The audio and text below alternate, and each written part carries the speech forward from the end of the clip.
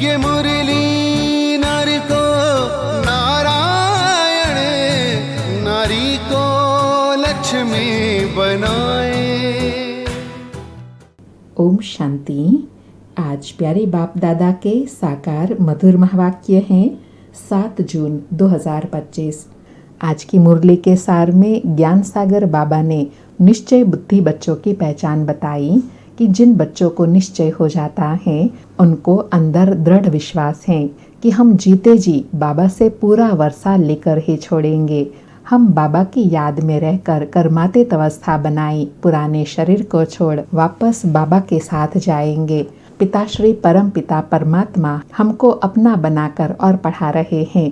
ऊंचते ऊंच पूज्य परमात्मा हमको भी आप समान बना रहे हैं, अपने साथ ले जाते हैं।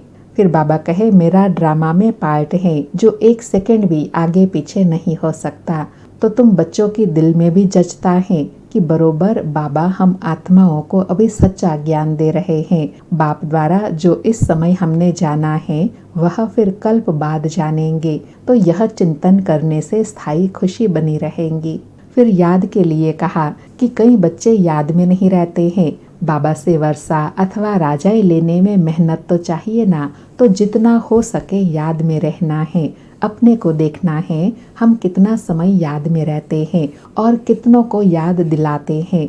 बाबा कहे याद में रहते रहते फिर तुम चले जाएंगे मूल वतन जहाँ के हम रहवासी हैं।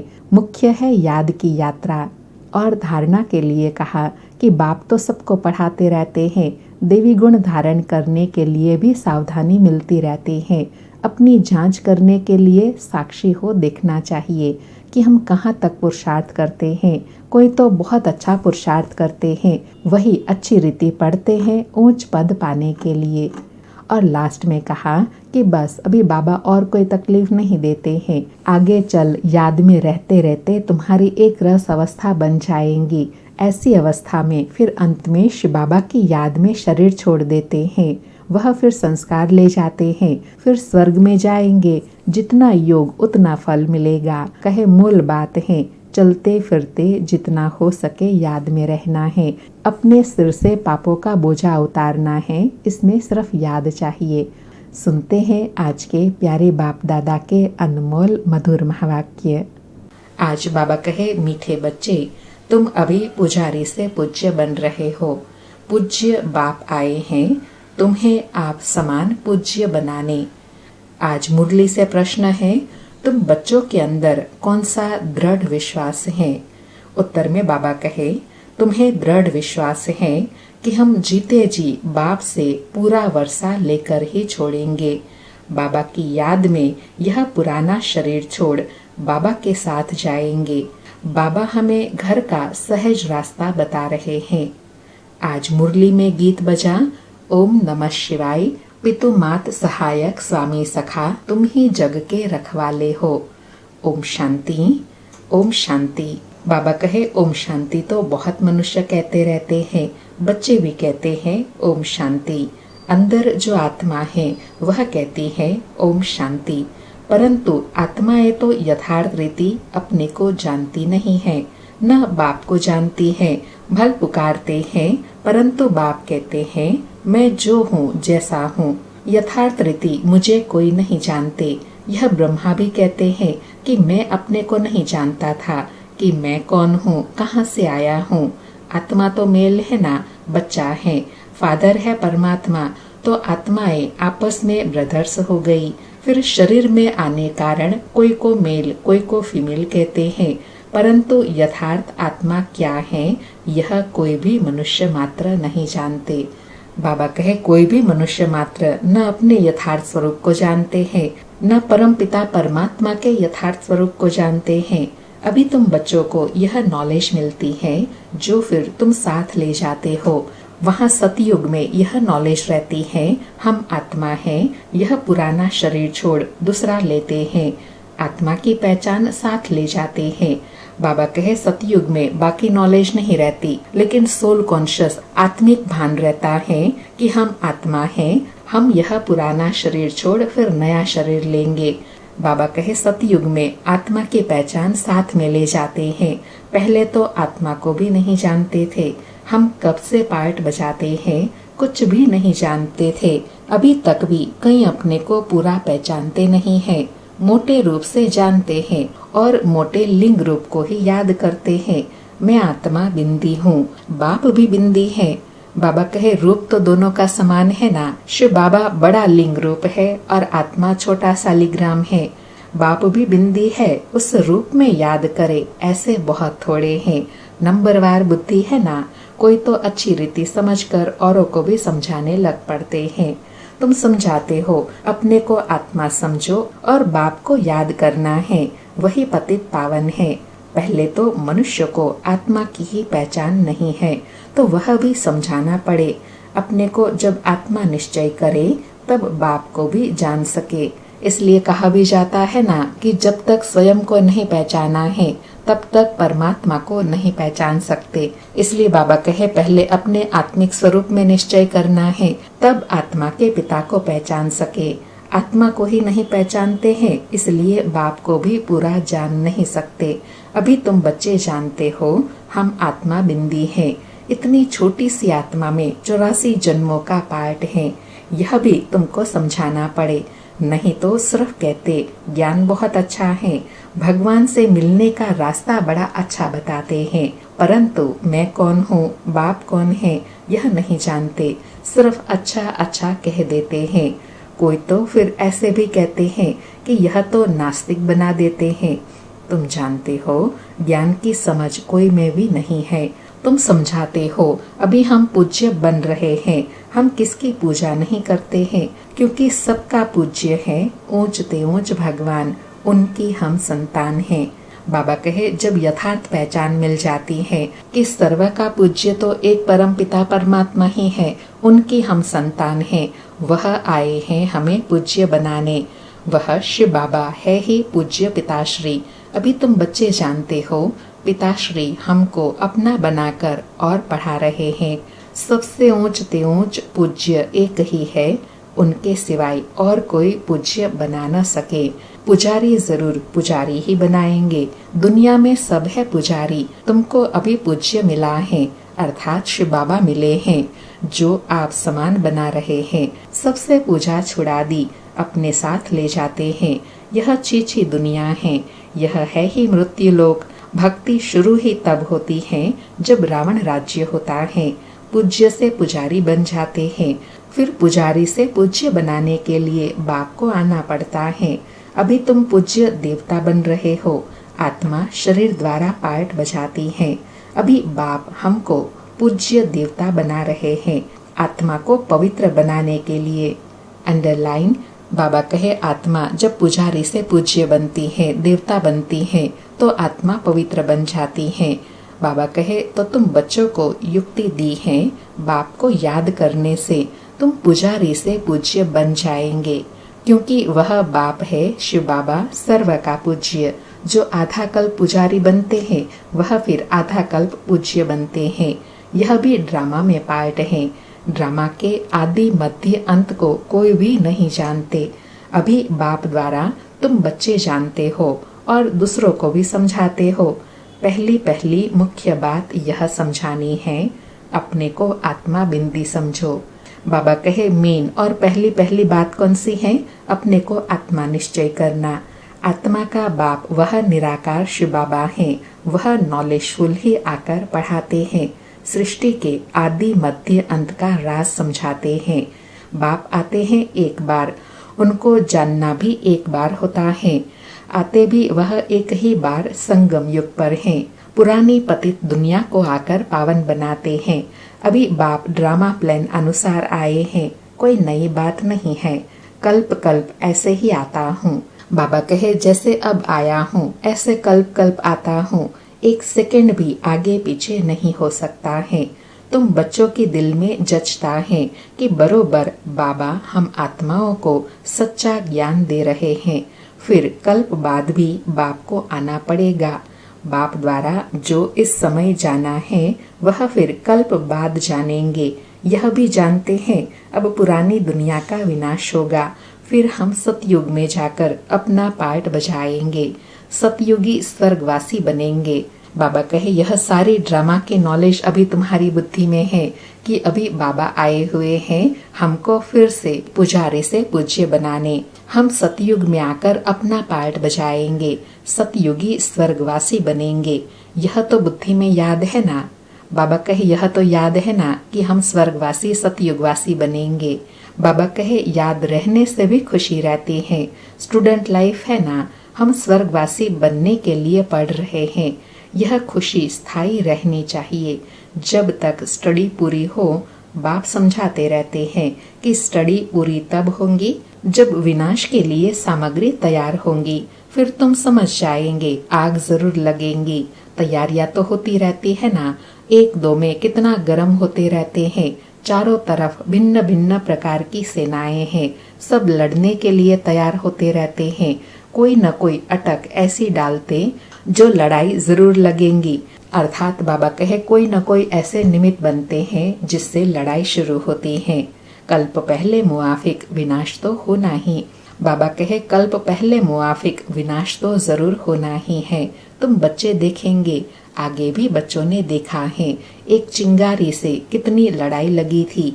एक दो को डराते रहते हैं कि ऐसे करो नहीं तो यह बॉम्ब हाथ में उठाने पड़ेंगे। मौत सामने आ जाता है तो फिर बनाने के सिवाय रह नहीं सकते।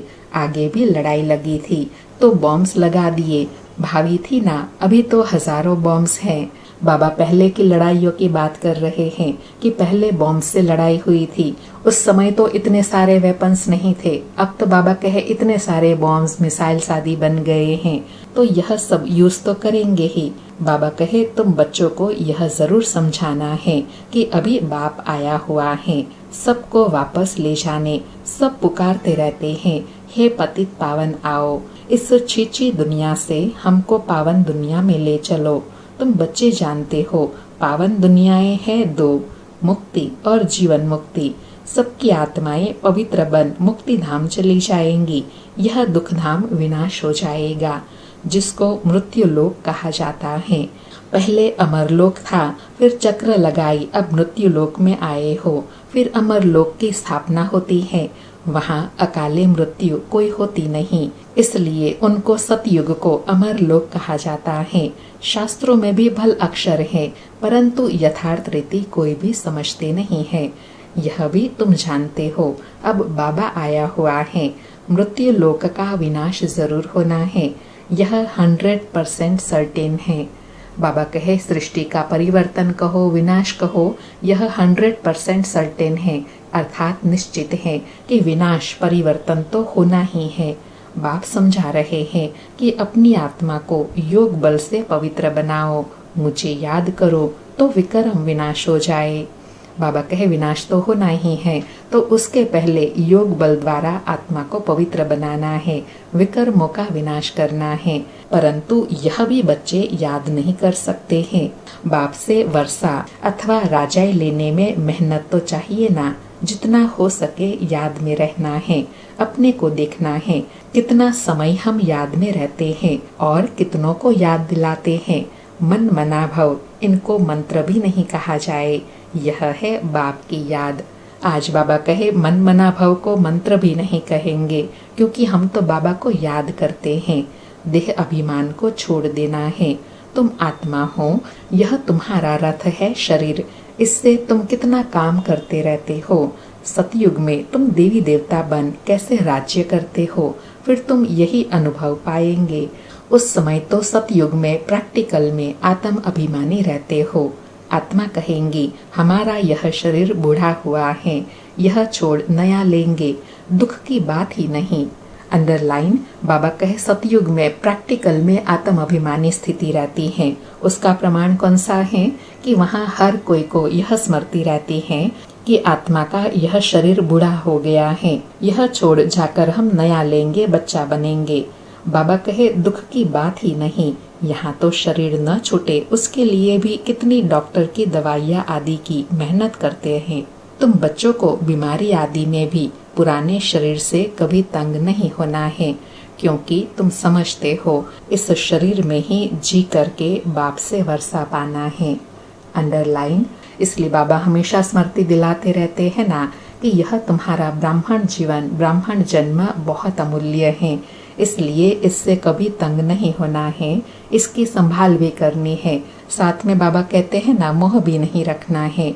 शिव बाबा की याद से तुम पवित्र बन जाएंगे। यह है मेहनत, परंतु पहले तो आत्मा को जानना पड़े। मुख्य तुम्हारी है ही याद की यात्रा। याद में रहते रहते फिर हम चले जाएंगे मूल वतन, जहाँ के हम निवासी हैं। वही हमारा शांति धाम है। शांति धाम, सुख धाम को तुम ही जानते हो और याद करते हो। बाबा कहे जानते हो, इसलिए दोनों को याद करते हो, और कोई नहीं जानते। जिन्होंने कल्प पहले बाप से वर्षा लिया है वही लेंगे। मुख्य है याद की यात्रा। भक्ति मार्ग की यात्राएं अब खत्म होनी है। भक्ति मार्ग ही खलास हो जाएगा। भक्ति मार्ग क्या है? बाबा कहे भक्ति मार्ग क्या है? जब ज्ञान हो तब समझे। समझते हैं भक्ति से भगवान मिलेगा। भक्ति का फल क्या देंगे? कुछ भी पता नहीं। तुम बच्चे अब समझते हो। बाप बच्चों को जरूर स्वर्ग की बादशाही का ही वर्षा देंगे। सबको वर्षा दिया था। यथा राजा रानी तथा प्रजा सब स्वर्गवासी थे। बाप कहते हैं 5000 वर्ष पहले भी तुमको स्वर्गवासी बनाया था, अब फिर तुमको बनाता हूँ। फिर तुम ऐसे 84 जन्म लेंगे। यह बुद्धि में याद रहना चाहिए, भूलना नहीं चाहिए। कौन सी बात बाबा कहे याद रहनी चाहिए? कि 5000 वर्ष पहले भी हम स्वर्गवासी मनुष्य से देवता बने थे, अब फिर बन रहे हैं। बाबा कहे जो नॉलेज सृष्टि के आदि मध्य अंत की बाप के पास है, वह बच्चों की बुद्धि में टपकती है, अर्थात बुद्धि में ज्ञान का सिमरण चलता रहता है। हम कैसे 84 जन्म लेते हैं, अभी फिर बाबा से वर्षा लेते हैं। अनेक बार बाबा से वर्षा लिया है। बाबा कहते हैं जैसे लिया था फिर लो। बाप तो सबको पढ़ाते रहते हैं। दिव्य गुण धारण करने के लिए भी सावधानी मिलती रहती है। अपनी जांच करने के लिए साक्षी हो देखना चाहिए कि कहाँ तक हम पुरुषार्थ करते हैं। कोई समझते हैं हम तो बहुत अच्छा पुरुषार्थ कर रहे हैं।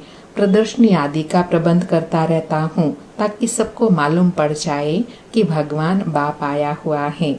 मनुष्य बेचारे सब घोर नींद में सोए हुए हैं। ज्ञान का किसी को पता ही नहीं है, तो जरूर भक्ति को ऊंच ही समझेंगे। आगे तुम्हारे में भी कोई ज्ञान था क्या?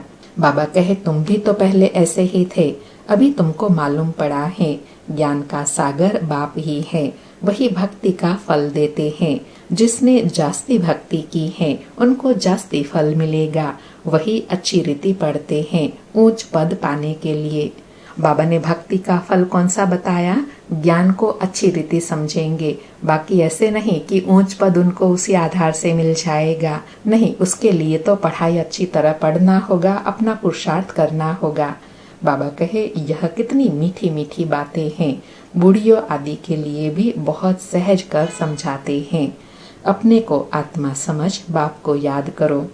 बाबा कहे जिनको मुश्किल लगता है उनके लिए बाबा सहज समझाते हैं। अपने को आत्मा समझ बाप को याद करो। ऊंच ते ऊंच है भगवान शिव।